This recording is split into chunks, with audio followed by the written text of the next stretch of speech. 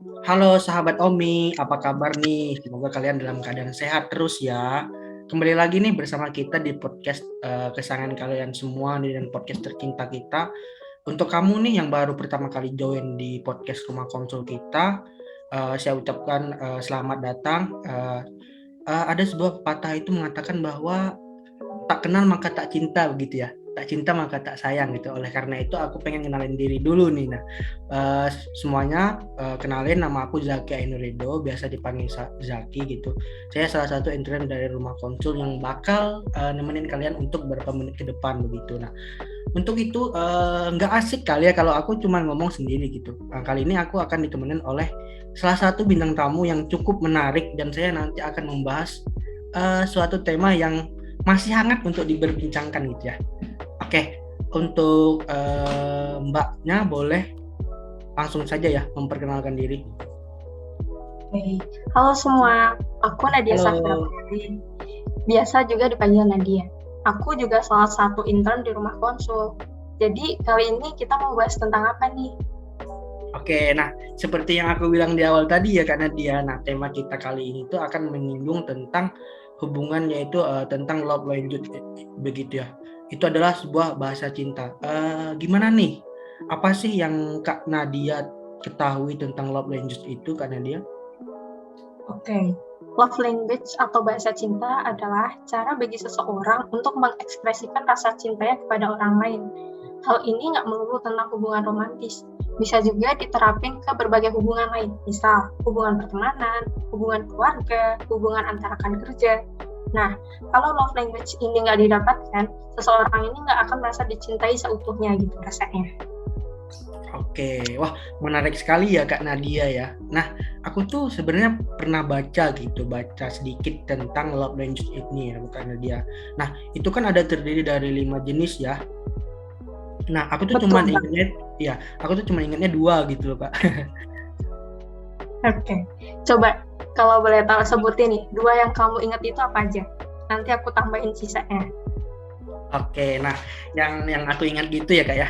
Yang aku ingat itu tentang bahasa cinta itu yang pertama ada word of affirmation, terus yang kedua itu quality time. Nah, yang pertama itu apa? Nah, word of affirmation itu adalah sebuah kata-kata penegasan di mana cara mengungkapkan kasih sayang itu didominasi dengan ungkapan kalimat positif seperti pujian, apresiasi atau kalimat yang mengekspresikan rasa sayang begitu Kak. Nah, contohnya tuh kayak gimana tuh kata-kata words of affirmation itu sendiri? Nah, oke. Nah, semisal nih Kak ya, ada teman kita itu yang membantu kita waktu kita lagi kesusahan begitu dan kita tahu orang itu adalah love language-nya adalah word of affirmation gitu ya. Yang kita ucapkan ke dia itu adalah misal terima kasih, kamu baik sekali atau saya sangat menghargai apa yang kamu lakukan begitu. Karena mereka itu menyukai sesuatu yang positif atau kalimat positif begitu Kak. Oke, betul. Kalau yang kedua nih, love language yang kamu ingat itu apa? Nah, yang kedua itu ada art of service gitu ya. Nah, apa itu art of service gitu ya? Adalah sebuah tipe di mana orang senang apabila mendapatkan bantuan dari pasangannya atau temannya begitu kayak. Bantuan itu nggak harus sesuatu yang rumit, boleh simple gitu, melainkan bisa diwujudkan melalui hal yang simple seperti membantu saat mengerjakan tugas atau mengantarkan dia saat kuliah dan lain sebagainya. Yang penting itu adalah kuncinya adalah aksi nyata gitu Kak. Oke, betul banget. Dua yang kamu sebutin itu udah bener semua. Jadi aku bakal tambahin tiga lainnya. Jadi yang ketiga itu ada receiving gift. Orang yang memiliki bahasa cinta ini merasa dicintai dan diperhatikan saat diberikan hadiah. Nggak harus mahal.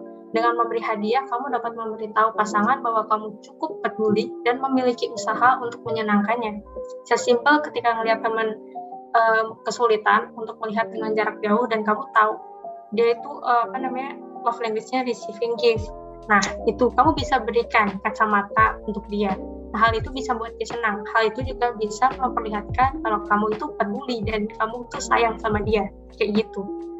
Oke, berarti yang ketiga itu kita memberikan hadiah gitu ya, ada gift gitu ya kayak bebas Yap. gitu hadiahnya apapun, seperti yang kakak bilang tadi, boleh kacamata atau boneka dan lain sebagainya ya kak ya yang dia sukai gitu ya kak ya. Betul banget. Nah, yang keempat dan kelima apa nih Kak? Oke, yang keempat itu ada physical touch. Jadi orang-orang yang memiliki bahasa cinta ini senang dengan semua jenis sentuhan fisik. Tapi physical touch ini nggak dalam konteks yang negatif. Jadi contoh physical touch ini bisa pegangan tangan, pelukan, atau tepukan di punggung. Nah, yang kelima itu ada quality time, di mana bahasa cinta ini berfokus pada kualitas waktu yang dihabiskan bersama, seperti menghabiskan waktu dengan jalan-jalan atau main game bersama. Nah, komunikasi di sini tuh merupakan hal penting dalam love language. Kamu bisa cerita, bercanda bersama, sampai ngomongin hal-hal serius sekalipun. Oke, nah tadi udah kakak jelasin, aku udah jelasin 2 dan kakak udah jelasin 3 gitu ya. Nah, aku tuh pengen nanya gitu ya kak ya, karena dia ya. Boleh? Boleh nggak? Boleh nggak sih? Boleh ya. Nah, kalau Boleh, Kak Nadia ini dari 1 sampai 5 ini, Kak Nadia tuh yang mana gitu? Yang mana gitu? Oke, kalau aku sendiri itu act of service. Jadi lebih Oke. suka kalau ya setidaknya ada aksi nyata dari orang gitu buat memperlihatkan kasih sayangnya ke kita gitu. Oke, berarti suka diberi bantuan begitu ya kak ya? Iya, tapi enggak semuanya kayak minta bantuan banget gitu ya. Iya benar. Nah, BTW ini Kak Nadia sekarang itu udah ada pasangan apa masih single gitu Kak Nadia? Kebetulan masih single, masih sendiri. Oke, nah buat teman-teman sahabat Omi nih, Kak Nadianya lagi single nih. Buat teman-teman yang lain silahkan daftar ya Kak Nadia ya. Boleh ya. Bolehnya gitu kayak nggak ikhlas ya Kak Nadia ya. Oke. Oke nih Kak Nadia, selanjutnya nih Kak Nadia. Nah, gimana nih Kak Nadia cara kita tahu love language teman kita, pasangan kita, orang tua, orang sekitar kita itu bagaimana cara kita mengetahuinya Kak Nadia? Oke, cara kita bisa tahu love language teman kita, sahabat kita, atau siapapun yang bukan kita sendiri itu, kita bisa coba cari tahu itu lewat komunikasi. Jadi kita cari tahu apa yang membuat pasangan kita itu merasa disayangi seperti itu. Berarti kita tuh harus melakukan observasi juga ya Kak ya, dengan cara komunikasi begitu ya Kak ya? Yaps, betul banget. Nah, kalau mengetahui love language-nya orang lain itu dengan cara observasi dan komunikasi, kalau buat diri kita sendiri itu gimana Kak cara mengetahuinya gitu? Oke, jadi kita bisa cari tahu sendiri nih iseng-iseng lewat Google. Jadi di Google itu ada kuis. Iya, betul banget. Di Google itu ada kayak kuis gitu tentang love language. Tapi balik lagi, hasil tes itu nggak sepenuhnya benar. Jadi tetap sesuaikan sama diri kita. Oke, sekarang aku mau coba dengar pendapat kamu nih Zaki. Apa sih pentingnya love language? Aduh, ditanya langsung ya. Oke. Nah, baik. Kenapa nih memahami love language itu penting ya Kak ya? Kalau menurut pandangan aku sendiri gitu ya. Sebab love language itu yang kita dan pasangan kita atau teman kita itu yang kita sering lakuin gitu ya. Kadang itu kita berbeda. Jadi kita perlu memahami bahasa cinta supaya kita bisa mengungkapkan rasa sayang kita dengan tepat gitu ya. Bukan yang tidak tepat dalam sasaran gitu ya, sesuai dengan apa yang mereka ekspektasikan gitu. Pertama perlu kita menerka-nerka sebelumnya gitu, apakah mereka akan suka dan nyaman dengan perlakuan yang kita berikan gitu Kak. Oke, berarti langkah pertama itu memahami ya, agar kita nggak salah arah. Ya benar, menurut aku sih memahami itu hal utama dan kunci utama sih, begitu Kak. Setuju banget sih aku sama pendapat kamu Zaki. Oke, benar banget. Nah, tapi aku pengen tahu nih Kak, kan tadi pasti ada dong psikologi memandang love language itu seperti apa nih? Ada nggak tokoh-tokoh yang membahas tentang love language itu Kak? Begitu. Oke, jadi ada nih tokoh yang membahas tentang love language, tapi masih dikit. Jadi ada nih salah satu tokoh yang mempopulerkan love language itu sendiri. Itu adalah Dr. Gary Chapman pada tahun 1992. Jadi melalui bukunya itu yang berjudul The Five Love Language, How to Express Heartfelt Commitment to Your Mate. Di love language itu adalah 5 bahasa cinta yang dapat kita terapkan dalam suatu hubungan. Terus ada tokoh lagi, Dr. Tina B. Tessina itu Dia adalah seorang psikoterapis sekaligus penulis dari Dr. Fromm's Guide to Finding Love Today, juga menilai adanya manfaat dari penggunaan bahasa cinta untuk mengekspresikan rasa cinta dan kasih sayang.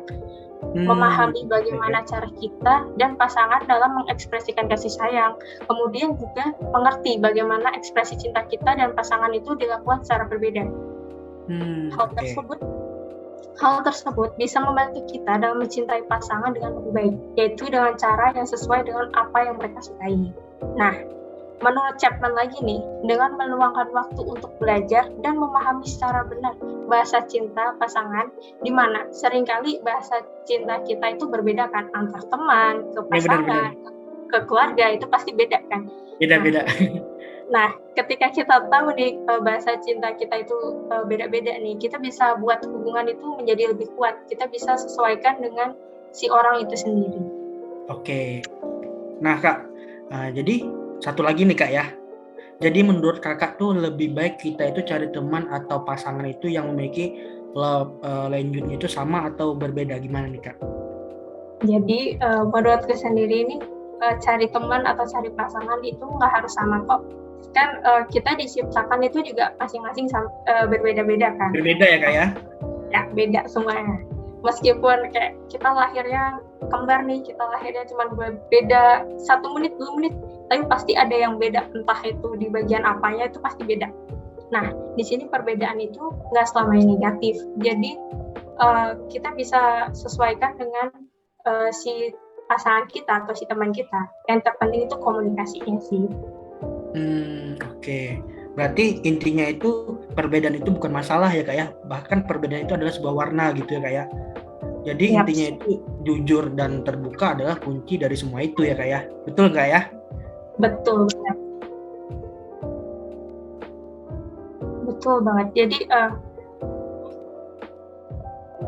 Jadi love language itu nggak harus disamain. Kalau kita misal ada si pasangan kita act of service, tapi kitanya sendiri tuh anaknya yang quality time, itu kita bisa kompromikan, kita bisa komunikasikan dengan antar pasangan kita atau teman kita seperti itu.